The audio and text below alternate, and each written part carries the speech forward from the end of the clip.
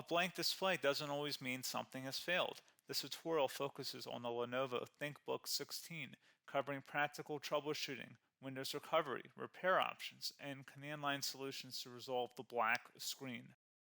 A lot of errors pertain to this problem, and we're going to go ahead and jump into what should hopefully be a pretty straightforward process, guys. And we're going to go ahead and jump right into it. First thing I'd recommend doing would be to actually go ahead and boot to the troubleshooting utility on Windows 11. So if you do a hard power off 3 times in a row, Windows should automatically attempt to launch the startup prepared utility. And if it doesn't find anything, it will give you the option to select advanced settings, in which case it will take you to a screen that looks like this. Now, if it does not take you to a screen that looks like this, or you're unable to get to that, you can also download the Windows 10 Media Creation Utility, or Windows 11. They probably will make a creation utility for Windows 11 at some point. And it doesn't really matter, you can actually run the Windows 10 utility on Windows 11 as far as I'm aware. And you should be able to run the troubleshooting utilities built in within it. So you just would go ahead and download it to an ISO file and then burn it to a DVD or USB. It'd have to be about 4 gigabytes or more. It couldn't be a small USB flash drive, and it couldn't be a CD. It'd have to be a DVD. And then you'd boot your computer from it. So depending on the computer manufacturer, you'd have to tap a different key on your keyboard in order to launch that menu, in order to select what boot drive you want to go off of. So it could be anything between the escape key, F2, F8, F12, for example. And those are the function keys on the top of your keyboard. So you may have to just do a little bit of trial and error. Shouldn't take you more than a couple minutes. Googling it would probably be best before you even begin. But anyway, we're ready to go ahead and jump right into it. So we're on the choose an option page. So these will look very similar whether you're booting from it directly within Windows itself, or if you're plugged in a USB flash drive with the media creation utility installed and you selected the recovery option. So when you are setting up your Windows 11 installation or Windows 10, depending on the drive you're using, there should be an option to repair your computer in the bottom left corner of the dialog window, one of the first screens that comes up. You go ahead and select that, and then it would take you to a troubleshooting screen like you see here. And you want to go ahead and select troubleshoot, reset your PC, or see advanced options. And then there are going to be a whole bunch of options in here that we're going to explore in today's video. The first one, we're going to actually go underneath advanced options, and then select startup repair, fix problems that keep Windows from loading. So go ahead and select that first.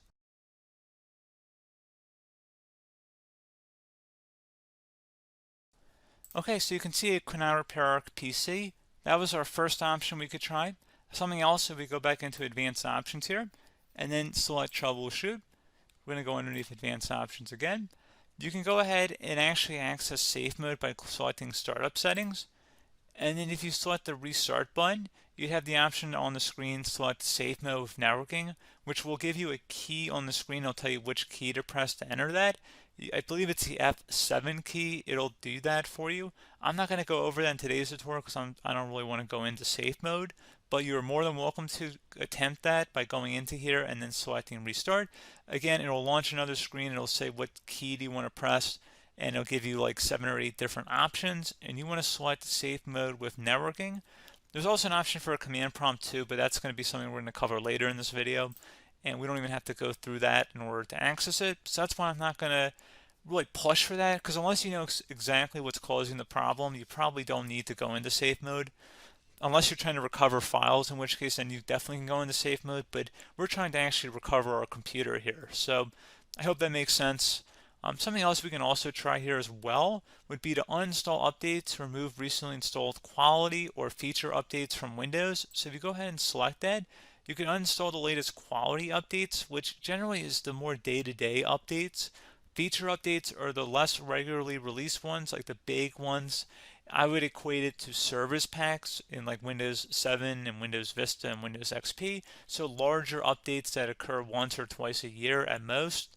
And the quality updates are more just a regular update. So probably obviously depend, it'll take longer if you're going to try and uninstall the latest feature update versus quality update.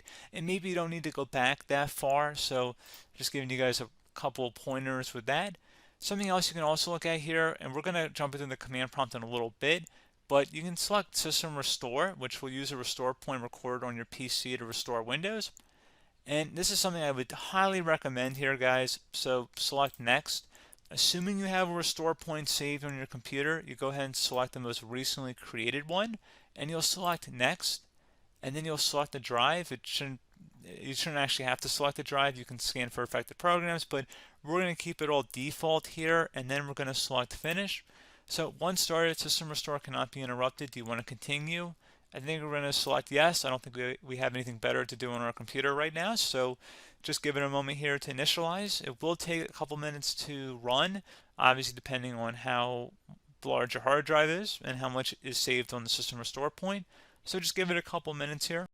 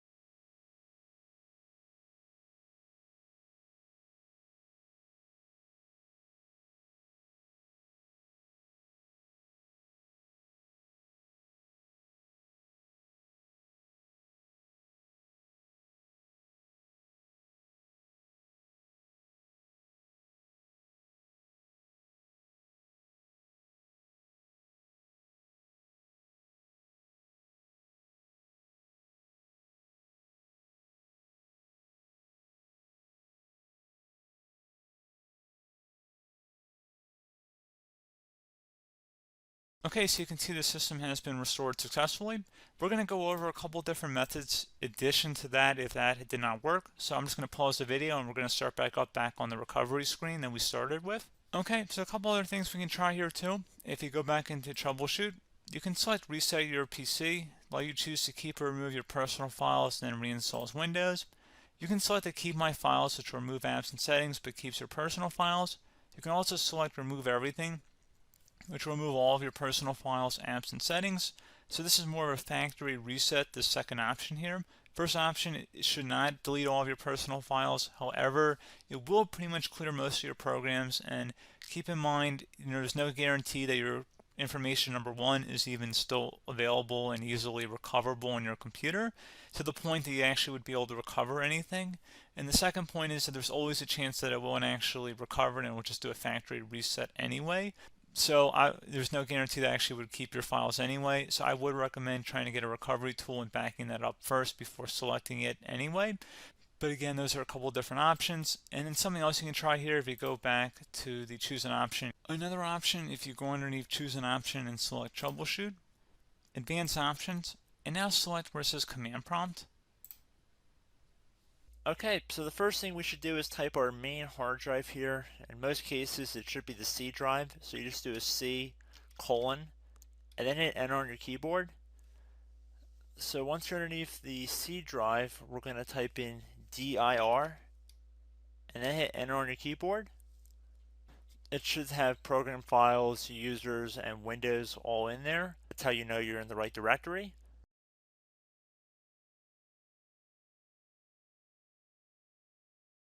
In some cases, it might be the D drive as well, so just keep that in mind.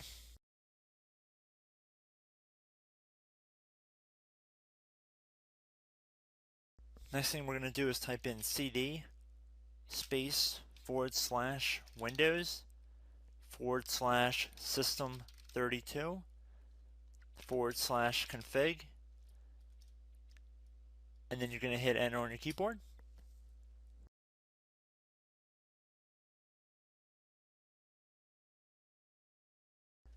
So now you're going to type md space backup.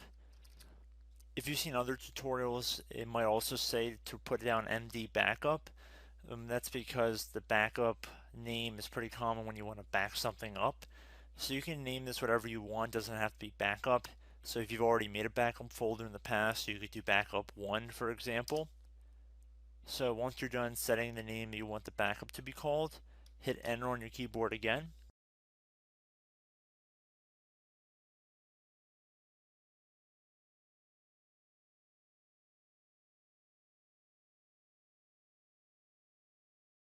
At this point you want to type copy, C-O-P-Y, space, then you want to do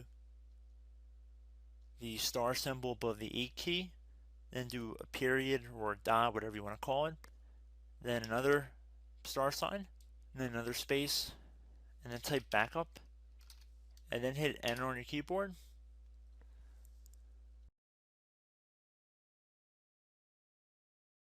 Now you want to type cd reg back, REG BACK, and then hit enter on your keyboard. So now that we are under the reg back, so now you want to type dir again, and then hit enter.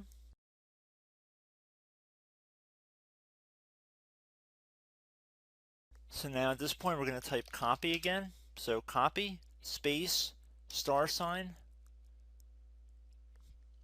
dot, another star sign, space, and then 2 dots. So we're going to type copy, space, star sign, dot, sign, star sign, dot, dot, and then hit enter on your keyboard again. So for overwrite, you want to overwrite all. So type A on your keyboard, so capital A, and then hit enter on your keyboard.